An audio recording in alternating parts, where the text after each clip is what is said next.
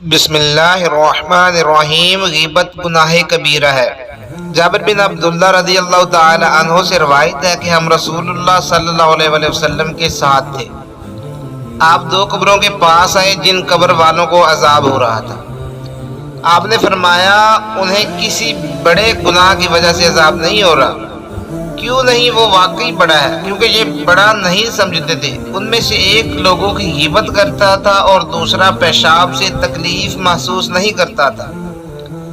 फिर आपने एक या दो ताज़ा टहनियाँ मंगवाई और उन दोनों को तोड़ा। फिर हर टुकड़े के मुतल्लक हुक्म दिया तो हर एक को कब्र पर गाड़ दिया गया।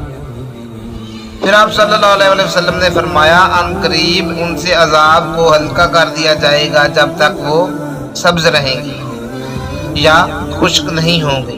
गिबत करना गुनाह कबीरा है।